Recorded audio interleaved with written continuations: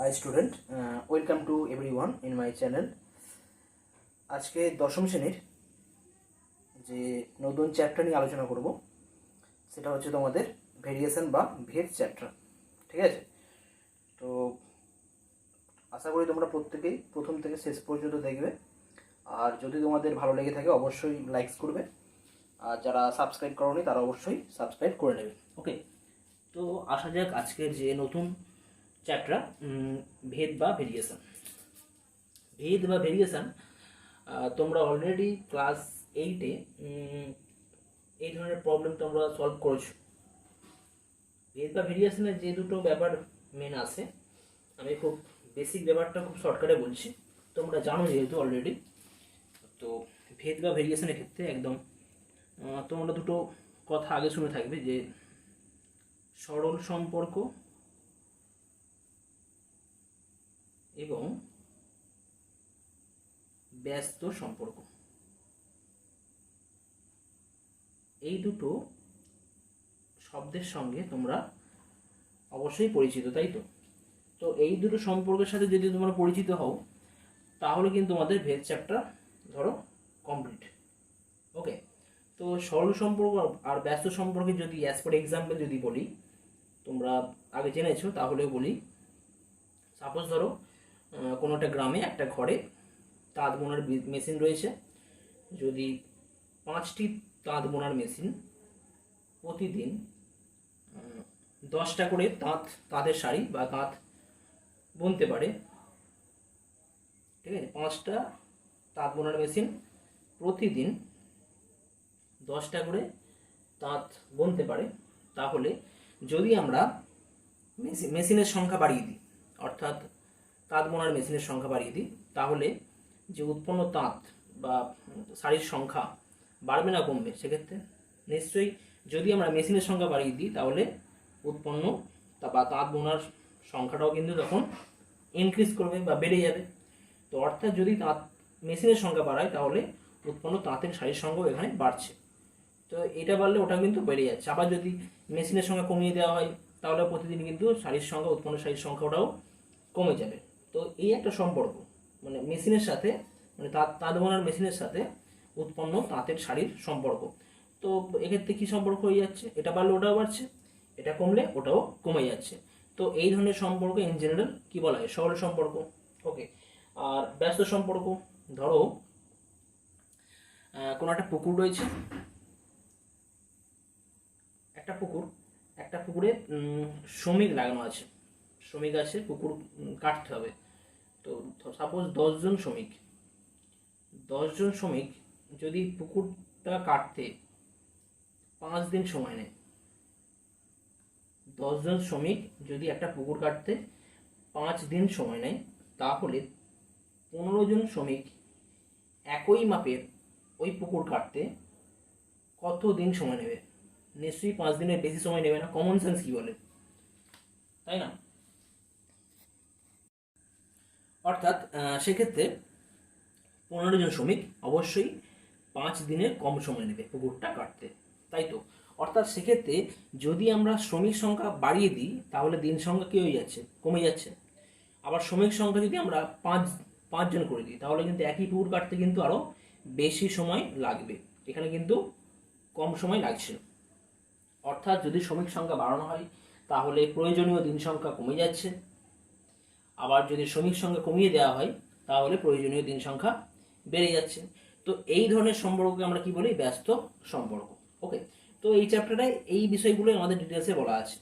তো কি করেছি, প্রথম আমি যদি ডিটেলসে বলি প্রথম থেকে তোমাদের, এখানে কি ধরেছে, একটা ম্যাপের কথা বলা আছে। সাপোজ তোমাদের গ্রামের যে ম্যাপ দেখবে তোমাদের স্কুলের গায়ে বা স্কুলের যে ওয়ালগুলো থাকে, স্কুলের ওয়ালে তোমাদের বিভিন্ন গ্রামের ম্যাপ দেওয়া থাকে, ঠিক আছে?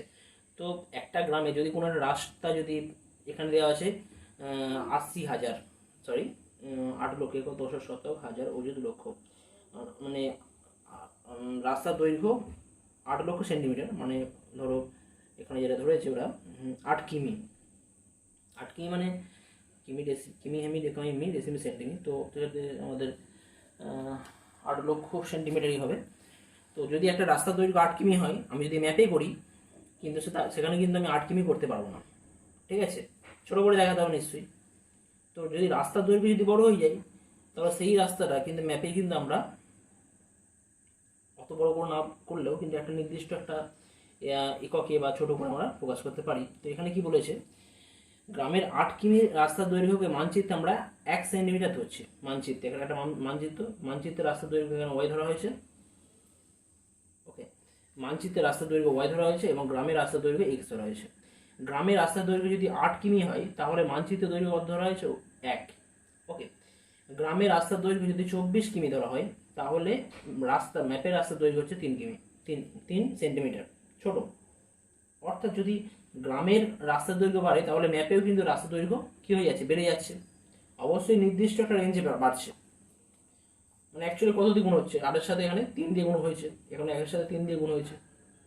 আবার যদি রাস্তার দৈর্ঘ্য 40 কিমি হয়ে যায়, তখন কিন্তু আমাদের মানচিত্রের রাস্তার দৈর্ঘ্য 5 সেন্টিমিটার হয়ে যাচ্ছে। অর্থাৎ সেক্ষেত্রে আমাদের এই 8-এর সাথে কত গুণ করা হচ্ছে? 8-এর সাথে আমরা 5 গুণ করে পাচ্ছি 40,000, ঠিক আছে। একইভাবে 1-এর সাথে আমরা 5 গুণ করে 5 পাচ্ছি এটা, তারপরে 7 এটা পাচ্ছি, তারপরে 7 গুণ করে পাচ্ছি। অর্থাৎ এই ক্ষেত্রে এটা রাস্তার দৈর্ঘ্য এবং গ্রামের রাস্তার দৈর্ঘ্য, এবং এটা মানচিত্রের রাস্তার দৈর্ঘ্য ওয়াই সেন্টিমিটার। ওকে, তো এখন দেখা যাক তাহলে এক্স কি এখানে রাস্তার দৈর্ঘ্য, ওয়াইও এখানে রাস্তার দৈর্ঘ্য। তাহলে এক্স এবং ওয়াইয়ের মধ্যে কি সম্পর্ক? পরিষ্কার তোমরা দেখতে পাচ্ছ, যদি রাস্তার দৈর্ঘ্য বাড়ে, তাহলে ওয়াইয়ের মানও কিন্তু বাড়ছে, তাই না? প্রথমে 24 হয়েছিল, এখানেও 1 থেকে 3 হয়েছে, অর্থাৎ বেড়েছে।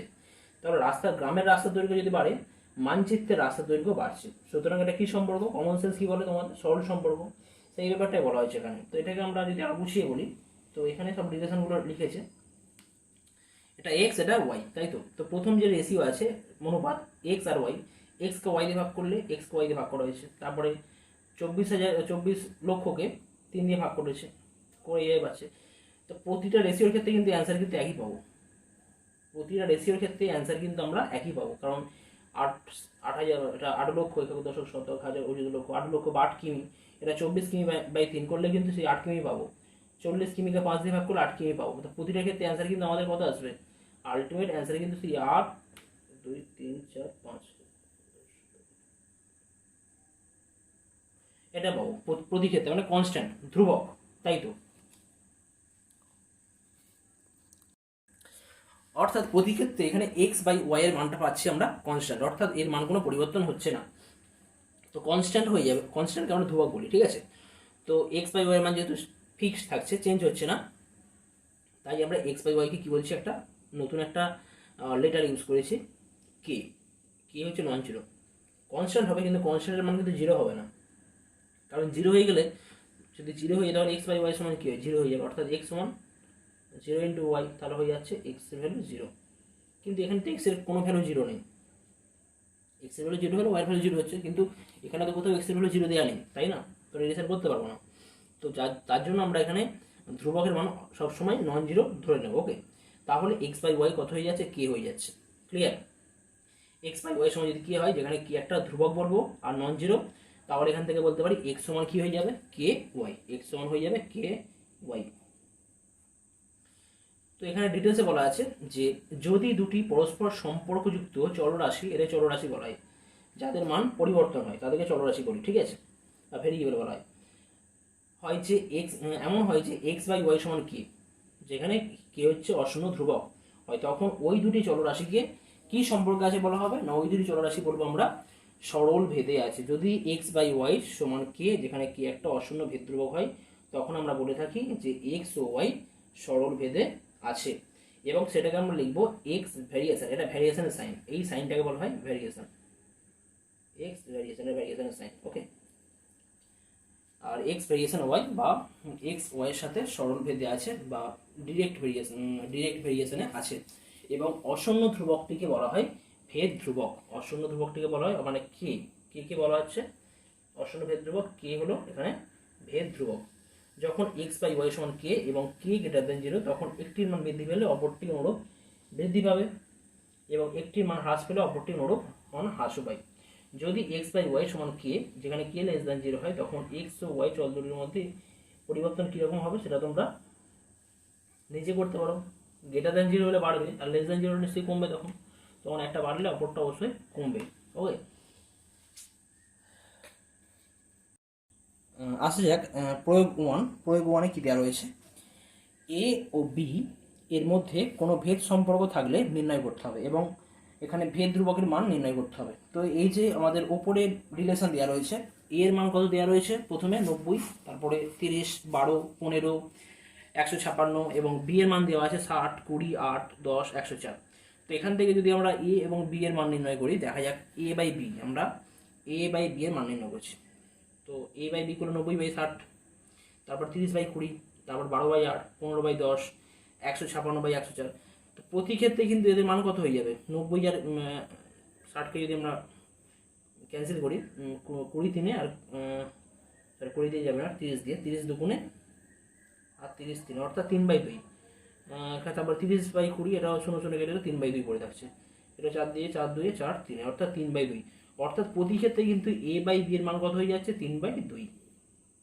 সুতরাং এখান থেকে আমরা কি বলতে পারি, যেহেতু এ বাই বি ইকুয়াল টু 3/2, তাহলে এখান থেকে কি বলবো, এ ইকুয়াল টু 3/2 বি। ওকে, তো আগের মতো রিলেশন, অর্থাৎ এ বাই বি ইকুয়াল টু কে। কে কী ছিল আগে, জাস্ট একটু আগে বলেছিলাম, কে ছিল ভেদ ধ্রুবক। তো এখানে কে এর মান হচ্ছে ভেদ ধ্রুবক, ভেদ ধ্রুবকের মান কত, এখানে 3/2। অর্থাৎ এখানে কি রিলেশন রয়েছে, এই যেহেতু রিলেশন, অর্থাৎ সমানুপাতিক, এটা সরল ভেদে আছে বা ডিরেক্ট ভেরিয়েশনে আছে। আমরা বলবো এ চল বি চলের সাথে সরল ভেদে বা ডিরেক্ট ভেরিয়েশনে রয়েছে, যেখানে ভেদ ধ্রুবকের মান কত, 3/2। ওকে, একই রকমভাবে আচ্ছা এখানে আরেকটা কথা বলা আছে, যেহেতু ভেদ ধ্রুবকের মান ধনাত্মক, তাই এ চলের মান বাড়লে বা কমলে বি চলের অনুরূপ মান বাড়বে বা কমবে। আচ্ছা নেক্সট আরেকটা কোশ্চেন আছে, যে এখানে পি ও কিউ এর মধ্যে সম্পর্ক বার করতে বলেছে। পি ও কিউ এর মধ্যে কোনো সম্পর্ক থাকলে কেমন সম্পর্ক হবে সেটা আমাদের নির্ণয় করতে হবে। তো কেমন সম্পর্ক আছে যদি আমরা একটু চেক করে দেখি। তো দেখা যাক পি আর কিউ, পি বাই কিউ যদি আমরা P by Q equal to 35/15। Actually কার্ডটাও যদি ক্যান্সেল করা হয়, 5 3 5 7, ওকে। তারপরে 49/21, এটা যদি আমরা 7 দিয়ে কাটি, 7 দিয়ে 7 3 আর 7 7, তারপরে 56/24, এটা 8 3 8 7, তারপর 14/6, ওকে। এটাও আমরা 3 দিয়ে গেলে 3 দুগুণে আর 3 7। অর্থাৎ প্রতি ক্ষেত্রে কিন্তু আমাদের 3 দুগুণে 2 3 আর 2 7, অর্থাৎ প্রতি ক্ষেত্রে কিন্তু আমাদের পি বাই কিউ এই রেশিওর মান কিন্তু হয়ে যাচ্ছে 7/3। সুতরাং এখান থেকে আমরা কি বলতে পারি, এখান থেকে বলতে পারি P by Q equal to 7/3। অতএব P equal to Q into 7/3, অর্থাৎ কি এর মান কত, এখানে 7/3, অর্থাৎ ভেদ ধ্রুবকের মান হচ্ছে 7/3, আর এখানে পি এবং কিউ সরল ভেদে আছে, পি ও কিউ সরল ভেদে আছে। ওকে, নেক্সট প্রয়োগ টু দেওয়া রয়েছে, দোলক বা পেন্ডুলাম বা দোলকের দৈর্ঘ্যের বর্গমূলের সহিত সরলভেদে থাকে। দোলকের দোলনকাল হচ্ছে টি। ওকে, মানে যে সময় দোলনকাল ঘটবে আর কি, সেটাই দোলনকাল। আর উহার দৈর্ঘ্যের বর্গমূলের সহিত সরলভেদে থাকে। যদি 1 মিটার দৈর্ঘ্যের কোনো দোলকের 1 সেকেন্ডে একবার পূর্ণদোলন হয়, তবে যে দোলকের 2.5 সেকেন্ডে একবার পূর্ণদোলন হয় তার দৈর্ঘ্য কত হবে। ঠিক আছে, তো এখানে আমি টি মানে দোলনকাল মানে কি কাকে বলা হয়, যেটা হচ্ছে আমাদের একবার পূর্ণ দোলনের সময় হচ্ছে দোলনকাল, অর্থাৎ টি সমান হচ্ছে দোলনকাল, অর্থাৎ একবার পূর্ণ দোলনের সময়। এবং এল কি ধরা হয়েছে, এখানে দোলকের দৈর্ঘ্য, যে কাঁটা যেটা থাকে সেটা দোলকের দৈর্ঘ্য ধরা হচ্ছে। তো আমাদের শর্তানুসারে কি দেওয়া রয়েছে, যে দোলনকাল অর্থাৎ টি দোলকের দৈর্ঘ্যের সাথে দৈর্ঘ্যের বর্গমূলের সাথে সরলভেদে থাকবে, অর্থাৎ টি সমানুপাতিক বা সরল direct variation root L, T root L এর সাথে সরলভেদে আছে। তাহলে যদি সমানুপাতিক চিহ্ন আমরা তুলে দিই, তাহলে কিন্তু একটা কনস্ট্যান্ট কে পাবো, যেখানে কে কি হয়ে যাচ্ছে, কে অশূন্য ভেদ ধ্রুবক। এখন দেওয়া আছে যদি 1 মিটার দৈর্ঘ্যের কোনো দোলকের 1 সেকেন্ডে একবার পূর্ণদোলন হয়, তাহলে টি সমান 1 সেকেন্ড হলে দৈর্ঘ্য কত হবে, 1 মিটার। অর্থাৎ টি এর মান যদি 1 হয়, তাহলে এল এর মান 1 হয়ে যাচ্ছে।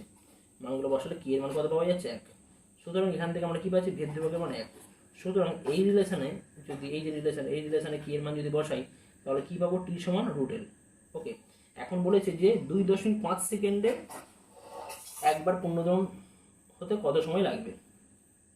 যে দোলকে 2.5 সেকেন্ড একবার পুনর্দোলন হয়, তার দৈর্ঘ্য কত হবে, মানে আমাদের এখানে এল লাগবে, এল নির্ণয় করতে হবে।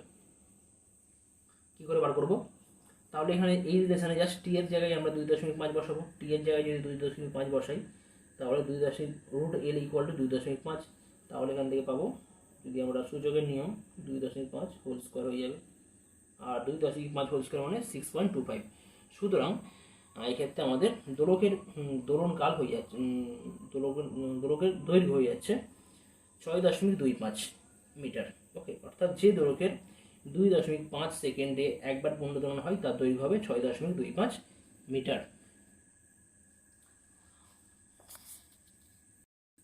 নেক্সট প্রয়োগ 3 দেওয়া রয়েছে, ওয়াই এক্স এর বর্গের সঙ্গে সরলভেদে আছে।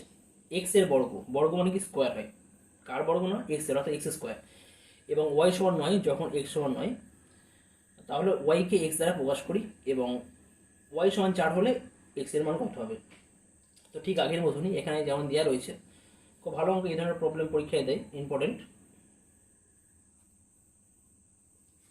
ওয়াই এক্স এর বর্গের সঙ্গে সরলভেদে আছে, অর্থাৎ কি লিখতে পারি, ওয়াই সমানুপাতিক এক্স স্কোয়ার বা ওয়াই এক্স স্কোয়ারের সাথে ডিরেক্ট ভেরিয়েশনে আছে।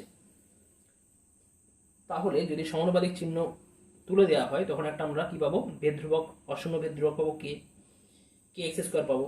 ওকে, এখন দেওয়া রয়েছে ওয়াই সমান 9 হলে 9 যখন এক্স সমান কি হয় না 9 হয়, তাহলে ওয়াইয়ের জায়গায় যদি আমরা 9 বসাই তাহলে আমরা এক্সের জায়গায় তো কি বসাবো, 9 বসাবো।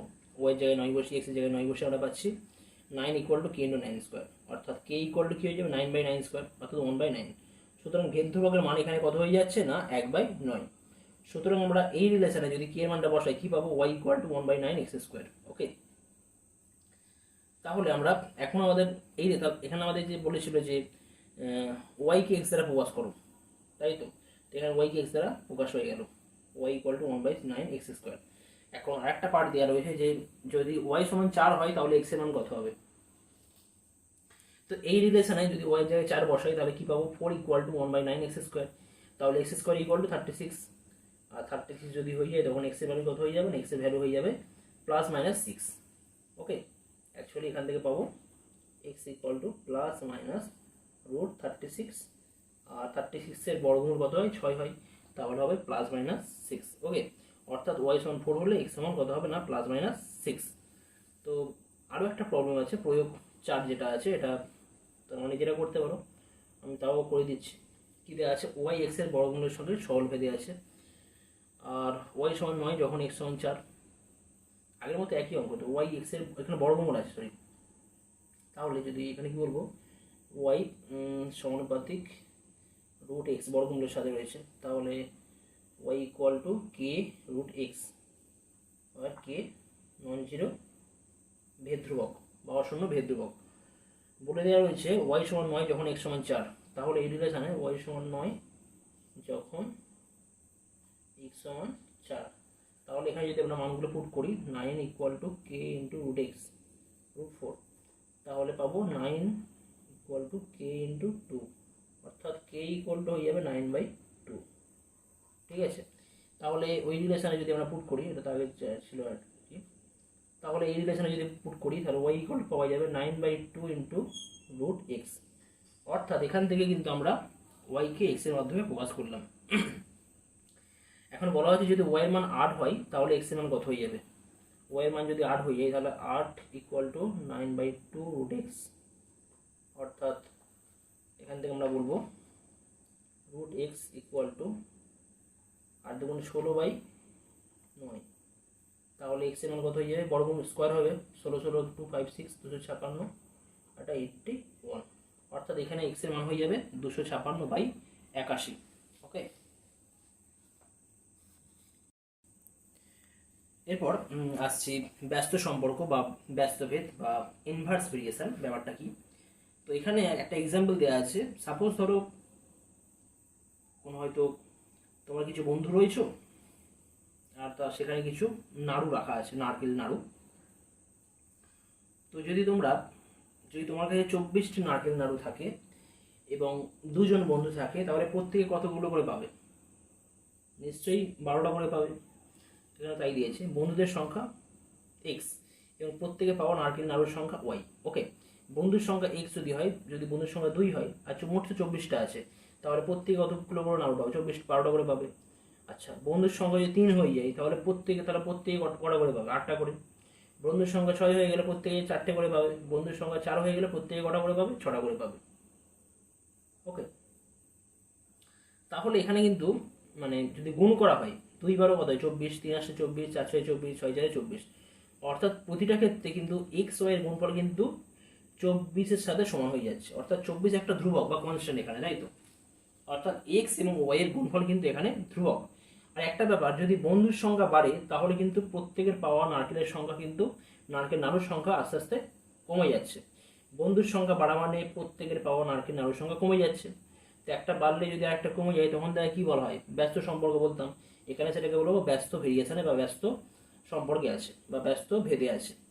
এই চ্যাপ্টার মানে সেই ব্যাপারটাকে বলবো ব্যস্ত ভেদ। ওকে, অর্থাৎ এক্স ওয়াই এর ভ্যালু কি হয়ে যাচ্ছে? কনস্ট্যান্ট। কার সাথে কনস্ট্যান্ট? 24-এর সাথে। তো এই 24কে না লিখে আমরা কি লিখবো? একটা কনস্ট্যান্ট কে বলছি এখানে, যে কে অশূন্য ধ্রুবক। ওকে, আগের মতন আগে যেমন পেয়েছিলাম এক্স বাই ওয়াই সমান কে, এখানে পাচ্ছি এক্স ওয়াই সমান কে।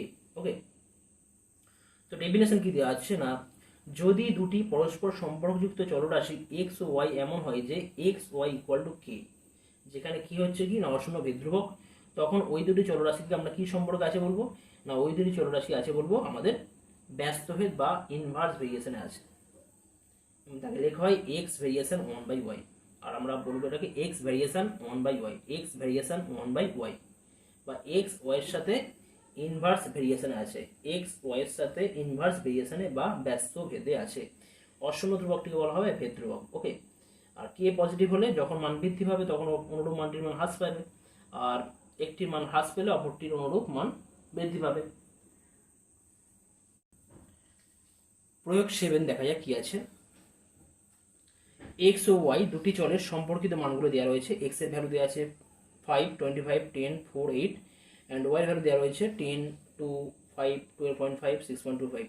তো এক্স ও ওয়াই এর মধ্যে ভেদ সম্পর্ক থাকলে নির্ণয় করো এবং ভেদ ধ্রুবকের মান নির্ণয় করো। আগের মতনই প্রবলেম। তো এখানে যদি গুণ করা হয়, এক্স আর ওয়াই যদি গুণ করা হয়, গুণ করলে কত পাবো? 5 × 50, 25 × 2 50, 10 × 5 50, 4-এর সাথে 12.5 গুণ করলে 50 পাবো, 8-এর সাথে 6.25 গুণ করলে কিন্তু আমরা 50 পাবো। অর্থাৎ প্রতিটা ক্ষেত্রে কিন্তু প্রত্যেকের ভ্যালু কিন্তু 50-এর সাথে ইকুয়াল, অর্থাৎ এক্স এবং ওয়াই এর গুণফল কিন্তু একটা কনস্ট্যান্ট, অর্থাৎ কে এর সাথে সমান হয়ে যাচ্ছে। ধ্রুবক বা কে বলতে পারছি, এখানে কে নন জিরো। অর্থাৎ যদি এই ধরনের রিলেশন হয়, তখন আমরা কি বলবো? এক্স এবং ওয়াই চল পরস্পরের মধ্যে ব্যস্ত ভেদও আছে, এবং এখানে ভেদ ধ্রুবকের মান কত দেওয়া রয়েছে? ভেদ ধ্রুবকের মান দেওয়া রয়েছে 50 বা 50। প্রয়োগ 8 নিজে করতে বলেছে। কি দেওয়া রয়েছে? এক্স এবং ওয়াই রিলেশন ভ্যালুগুলো দেওয়া রয়েছে। এক্স এর ভ্যালু কত? 3, 2, 6, এবং ওয়াই এর ভ্যালু তোমরা দেখতে পাচ্ছ 18, 27, 9। তো এখানে গুণ করে দেখা যাক। এক্স ওয়াই যদি গুণ করা হয়, 3 আসতে কত হবে? 3 × 18, 54 হবে। 2 × 27, এখানে 54, আর 6 × 9, এখানেও কিন্তু 54। অর্থাৎ প্রতিটা ক্ষেত্রে কিন্তু আমাদের এক্স ও ওয়াই এর গুণফল সেম হয়ে যাচ্ছে, অর্থাৎ X into Y equal to constant ধ্রুবক। তাহলে কি বলবো? X variation inverse variation Y. এখানে বলবো এক্স ইনভার্স ভেরিয়েশন ওয়াই, অর্থাৎ এক্স ওয়াই এর সাথে ইনভার্স ভেরিয়েশন সম্পর্কে আছে বা ইনভার্স ভেরিয়েশনে আছে। ওকে, একটা লেখা অঙ্ক প্রয়োগ 9 ইম্পর্টেন্ট। আচ্ছা, প্রয়োগ 9 বা প্রয়োগ 10 পরবর্তী প্রবলেমগুলো আমি পরবর্তী ভিডিওতে ডিটেলসে বলবো। ওকে, তো এখানেই এতটুকু পর্যন্ত এখানেই শেষ করছি। ওকে, থ্যাংক ইউ।